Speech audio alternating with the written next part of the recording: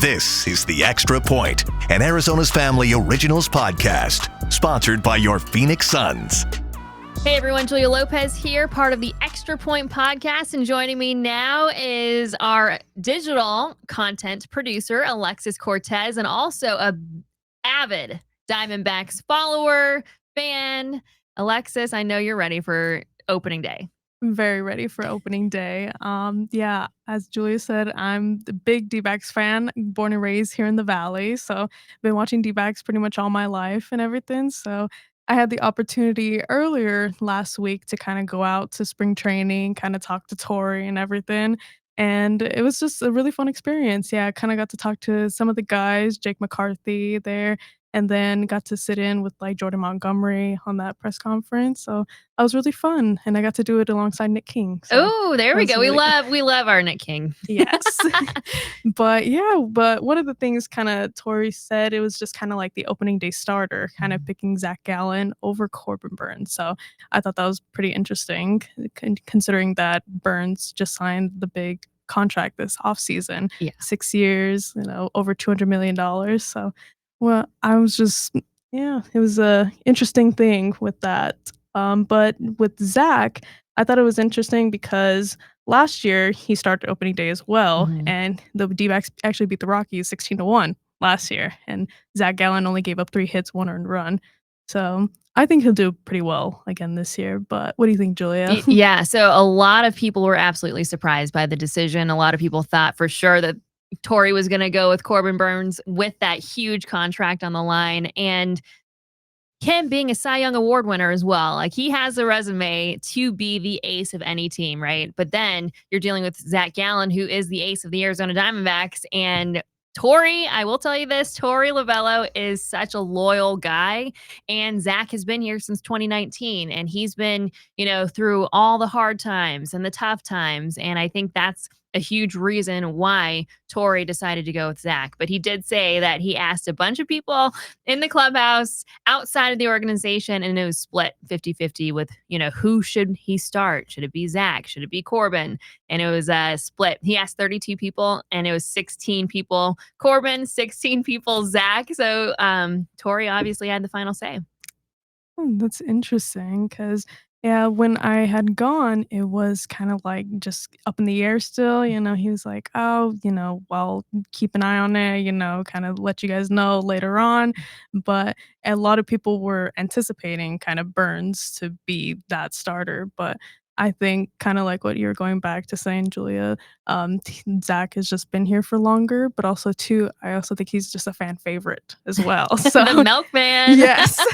So I think that had maybe a little factor, maybe not, but I think it's just Burns kind of has to prove himself to the Valley first, with coming out here and everything. So it's a completely new environment from what he's used to, and completely new opponents as well, too, kind of facing the NL West. Exactly. Yes. Yeah. And Torey also said that he's building a relationship with Corbin. Corbin also said the exact same thing. Like, they're trying to build that relationship, manager, pitcher, so, and it's going to take time. He's going to be here for 6 years. It's not going to happen overnight. And honestly, I really do like the decision of going with Gallen.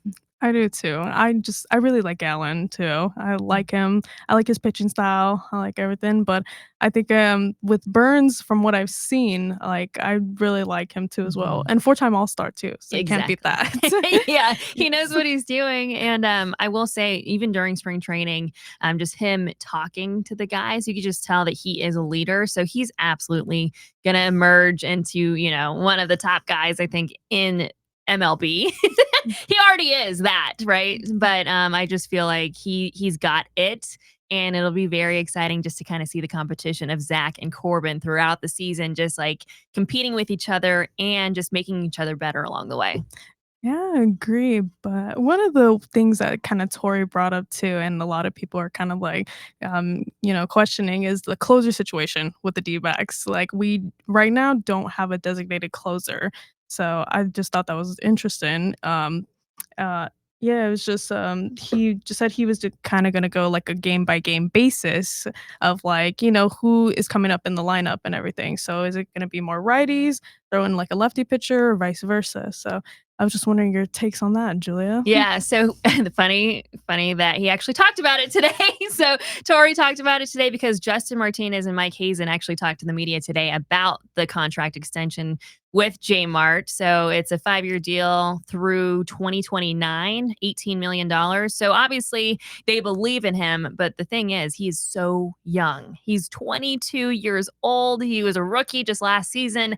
He still has a lot to prove, and to be an established closer, you have to have experience. You really have to have that mental game. And I think it's just going to come with getting those reps out on there and being in the situations when, the game's on the line.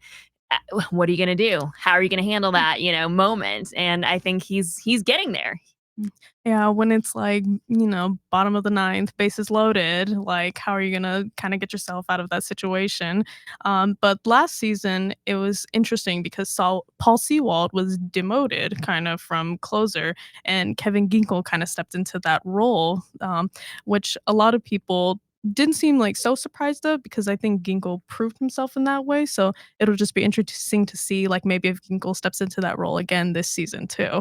Yeah, I see him. I don't see him as a closer personally. I see him as a deep reliever, though. Absolutely. Like the setup man before the closer, and also AJ Puck as well. So I feel like those two guys could absolutely do that. And I'm a firm believer that Dre Jameson's absolutely going to come back with vengeance as well. I know he's going to be starting in AAA, but he's coming back from Tommy John. They want to make sure that he's doing it the right way and not force him back in right away. But man, when I saw him during spring training, I will tell you, he is ready to rock and roll. He was hitting like 101 against Shohei Ohtani, by the way. So it was pretty amazing to see. But I think that he could also, push Martinez as well. Yeah, I really like Dre Jameson. From what I've seen with him, I think he has kind of like a good pitching style.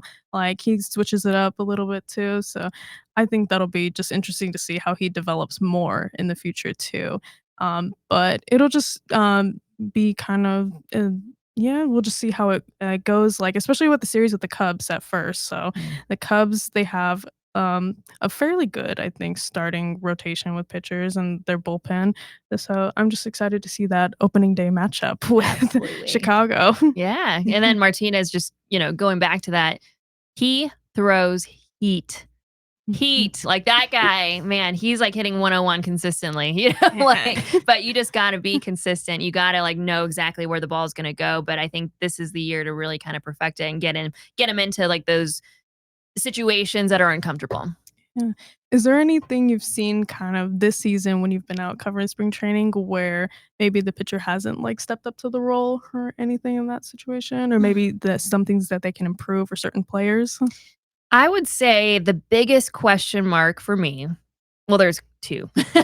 Eduardo Rodriguez, I really want to see him take that big step forward. I know like he got hurt last year, but I really want to see him, be the guy that, they signed him to be, the big lefty, just like I want to see that out of him. And I want to try to understand about Jordan Montgomery, how he's going to take the demotion going from starter to bullpen. And of course, another big contract. How is that going to affect him mentally? Yeah. Jordan Montgomery, like I said earlier, like I had a kind of got the opportunity to sit in like when he was speaking to the media, and he said that he just had to improve. It was the first outing from kind of the injury earlier this spring training, so things weren't feeling 100% as they were, but I think he's getting there. But I think that too, from what we saw last season, he just has a lot to kind of like improve and grow on because last season his outings they were okay, but they weren't the all-star kind of Cy Young like caliber we're What we looking saw for. with the Rangers the year before, right? Exactly. Yeah. Yes.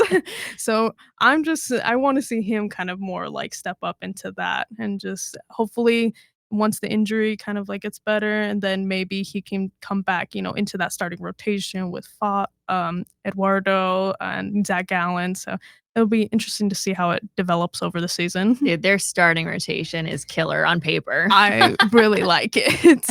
I was reading this article and it was just kind of like stacking up all kind of MLB starting rotations, and a lot of like ESPN analysts had like the D-backs up there, even with our batting lineup as well too. I think we were among like the top 10 in our batting lineup. So I'm very excited for this season. Yeah, and that's the addition of Josh Naylor, at Yes. first base. Obviously, he's not going to be the defensive first baseman like Christian Walker, but man, that guy can hit and he's going to bring the power. Yeah, over 30 home runs last season. So, and then to put that alongside Ketel Marte's 36 home runs too, I think we have a good chance of making the playoffs this year. Calling it. I am calling it. I don't know if you can call it a hot take really, but I believe in my D-backs. So the question is, are they going to take the NL West or are they going to get in as a wild card? I think we'll get in as a wild card. I think the Dodgers, that's still a very hard, mountain to climb with the Dodgers, especially with they've signed Yamamoto, and then with what I saw from Yamamoto this spring training, he's doing really well. Shohei's obviously doing really well too. Like their whole lineup and everything is just stacked. So I think the D-backs will sneak in a wild card spot, but hopefully it won't come down to what it was last season with the split doubleheader. That was not it. But I think that had to do a lot with the slow start, kind of what we saw last season, especially Corbin Carroll kind of starting off slow and then finally picking up at the end of the season. I think this year we just kind of have to start out really fast and win a lot of games before the All-Star break, but also kind of keep the momentum going like through August and then mostly September, because last September we saw them lose 4 of their last 7 games. So just kind of keeping that up. But yes. Insane. I know, like when you look back at that, the Diamondbacks were just 1 win away. And you're talking about a season that's 162 games. Like everybody's like, oh, it's so long. But man, 1 game absolutely counts. And it was near the end, like you're mentioning. It was just, if they would have only, gotten 1 more win against the Brewers or the Rockies at the very end, like beatable teams, they would have been in the playoffs. Yeah. And I think that was like a hard pill to swallow for a lot of fans. We were so close to making it. And I think if we would have made it, I feel like we could have made a run, especially like because our lineup, they were getting hot. Like, Corbin was hitting the ball really well, kind of like what he's doing right now in spring training. So hopefully we could just see that again, kind of what the D-backs, the 2023 D-backs that we saw a few years ago. Yeah. And I know a lot of people were like, man, Corbin, like at the beginning of the season, sophomore slump. Oh, he doesn't have it anymore. But I'm like, this kid is so good. He's going to figure it out. And he eventually did, but obviously he was frustrated. And I know, though, that the D-backs were obviously believers in him. That's why they signed him to a deal so early on as well. Like this guy can play baseball and he lives and breathes baseball as well. And he's going to figure out a way to get out of the slump. Yes, I believe it. From what he's been doing in spring training right Killing now, it. yes, batting almost 400. Yeah. That is crazy. I was at a game where he hit a homer and it was just like electric kind of. So I think a lot of people are excited from what, this season is going to bring, and kind of the new additions as well too. I really like Naylor as well. Like he did very well this spring training too. I was at a game, he went like 3 for 4. So he was kind of just consistent, and just a consistent batter, which is what we like to see. We like to see him get on base. Yeah. And he's going to bring some juice to the clubhouse as well. Like, I know like everybody's going to be doing the comparison of, can you replace Christian Walker? No, you can't. Defensively, you really can't. Like he's just got that gold glove, like he's amazing at first defensively, but when it comes to him, in the lineup and the energy that he brings, if you actually like watch some of his highlights, he gets crazy out there. And I really think that's going to be really good for this clubhouse. Oh, yes, definitely. I think one spot I'm kind of like iffy about this season is DH, with Jock Peterson leaving. Who is going to kind of step into this role? Some people have said Pavin Smith, and some people, they kind of gone back and forth, but I'm not too sure about that one. So have you seen anything this spring training about DH spot or anything? It's going to be very interesting. I've heard Pavin Smith as well, and I think he's been here a long time. And Torey, seems to like him as well and believe in him. So I do think that he could, kind of, do that. But also, you're looking at an outfield. You got a plethora of amazing outfielders as well. So, like, when you're thinking, okay, Lourdes Gurriel Jr., if he's not playing in left, could he be a DH? And then you have Jake McCarthy, who's, hitting well in spring right now. And then you have Alec Thomas, who's honestly one of the best defensive outfielders in the league, but his batting isn't there right now. He's hitting maybe 160 something right now. So he needs to figure things out to be an everyday center fielder, but they need him out there on defense, right? And then you got Corbin Carroll, of course, who's going to probably be sticking with right field, but all these guys, and Pavin Smith too. Pavin Smith can play first, he can play outfield, he can DH. So all these guys can kind of rotate a little bit and just figure out who works best there. Yeah. I think that's one thing the D-backs have the advantage of versus other teams this season. I believe even our infield and our outfield is just stacked. You could kind of move guys around and everything, and then hopefully it's not the case, but with injuries, injuries pop up during the season, so you can kind of flip-flop everybody around, and you even have Jordan Lawler, as an option in AAA. I know he got sent down, but I think it's just, it's just a matter of time before he gets called up, but also it's nice to have him there, as an extra option in case one of our guys may get hurt or anything. We don't want that, but as the season progresses, some things happen. But I really like Jordan as well too. I think he's a very, very good rookie, and I had the opportunity to meet him as well too, and he signed my hat, so I was very excited about that. Very nice guy, but that day he was just locked in, focused, ready to go, and I'm excited for what he'll bring to the clubhouse in the future too, hopefully. Absolutely. And then another guy, Garrett Hampson, he actually made the team as well, and this is a guy that can literally play anywhere besides catcher. He literally can play any position on the field, and he's got the speed, he's got that D-back style of, stealing bases. So it'll be interesting to see. And I asked him actually today at his locker, I was like, hey, what position is your favorite one? And he said shortstop. And, he's got that middle infield mindset, and he, it's just that's a really good answer. But obviously Geraldo Perdomo is going to be there, but you never know. Like you said, anything can happen, and you have these guys that are ready to, rock and roll. Yeah, and we'll see how they do this season, but where do you think they're going to land this season, Julia? Playoffs, wild card, win the NL West? You know what? I think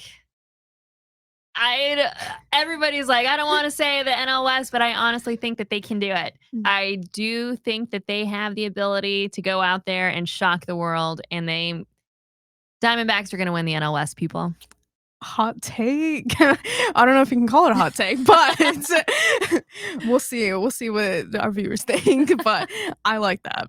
I'm going with the safer option, I think. I want to say the NL West, but we will see how it goes. It's a long season. It is, yes. A lot of games to play, a lot of division rivals. So as long as I think we just start out strong, kind of win a lot of series, and then just kind of go from there into the All-Star break, just have a really good run, I think we have a chance of making as well. I say bring on the Dodgers. Oh yeah. Don't be afraid of that. No, bring on Shohei. Bring on. Come on. And he will be pitching, so. Oh, excited, yes.